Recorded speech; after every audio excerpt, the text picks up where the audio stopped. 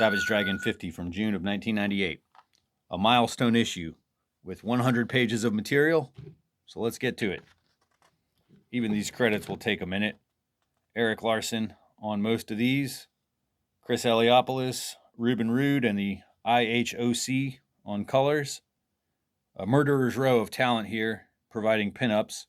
Dave Johnson, Walt Simonson, Greg Capullo, Todd McFarlane, Rob Liefeld, Larry Martyr, and Jeff Matsuda, as well as Terry Austin and Victor Bridges, Gary Carlson, and Bill Fugati, providing work on supplemental material.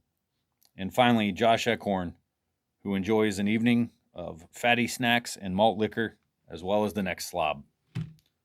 So last we left off in issue 49, Hitler's brain demands his old body back. And so he's threatening Dragon and Cyber Ape with a gun. Very funny cliffhanger. But this brain means business. And he fires off a round that takes both of these dudes out. Then the fishbowl is removed. Cyberface's head falls out of there like a can of dog food. And then the brain blasts him before his head hits the ground. So surely this is the end of Cyberface. Then the brain climbs in, regains control of his ape body, discarding the ridiculous Overlord armor he was wearing, throwing it at the dragon, knocking him off of the building they were on top of. So just a note here, these special landmark issues are generally considered a good jumping on point for new readers.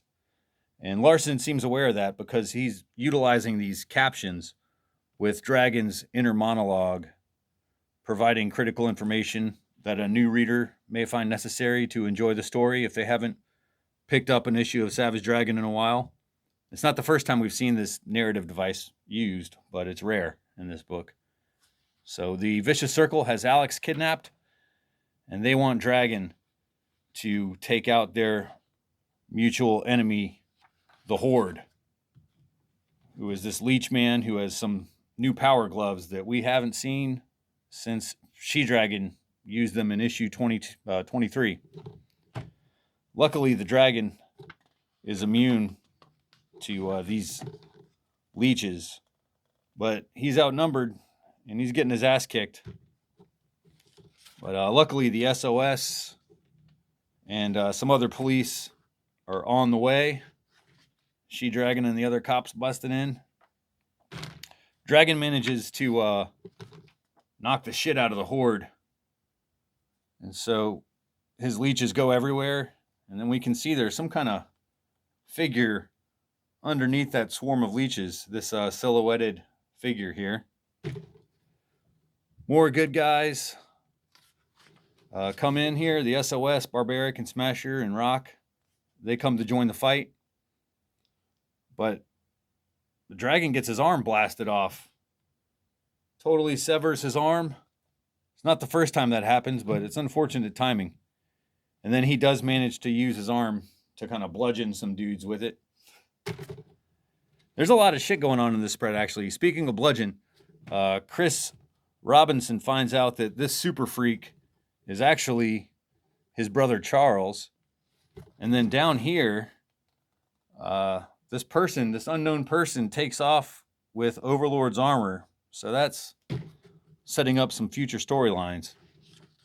And then finally, Abner Cadaver, the undead master of the mystic arts, the dude who reanimated Cyberface's corpse. He's been the true source of power this whole time. And he's got one last trick up his sleeve. He starts pulling apart the dragon at an atomic level, dissolving and dissipating our hero.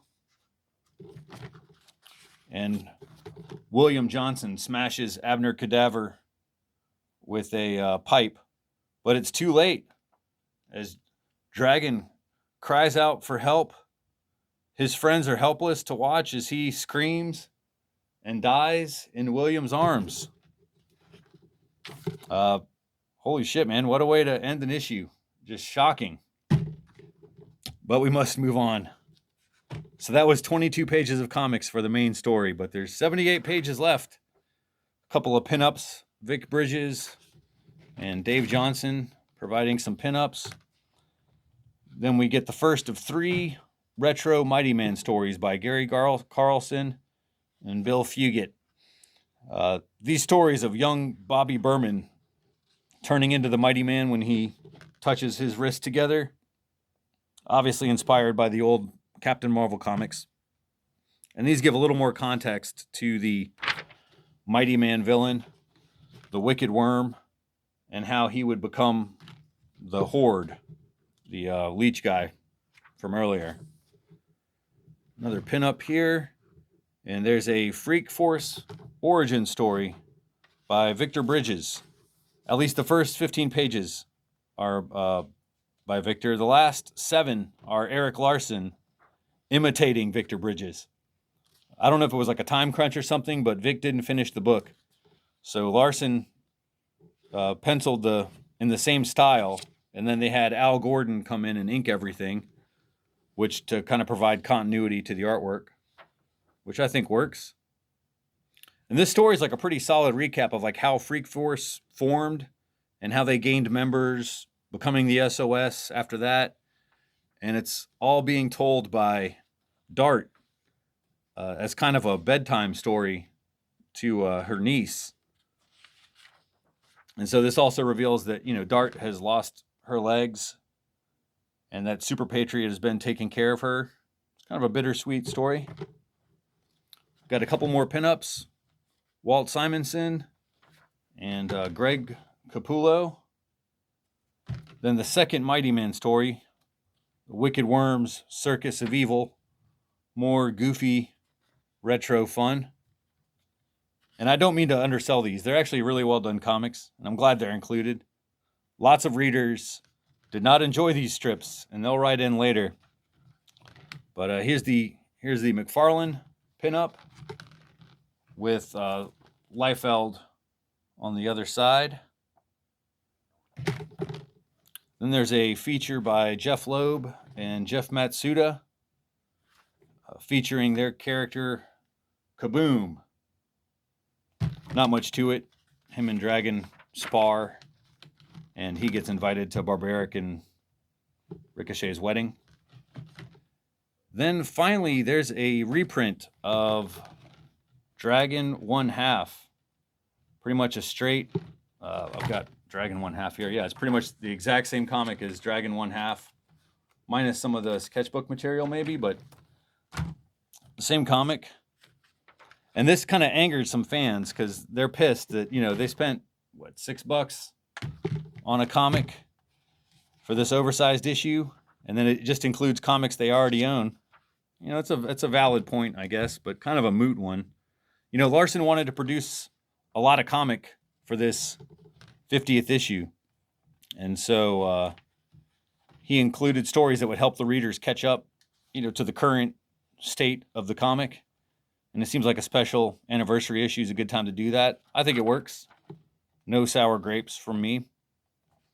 So yeah, that's just reprinting issue the 1/2, which is 95 pages of comics, leaving 2 pages for the letters page, Fanatics, as well as a pinup by Bean World artist Larry Martyr, and then Desperate Times by Chris Eliopoulos. All right, I am tapped out. So that's it. Issue 51 with the Savage She-Dragon is next.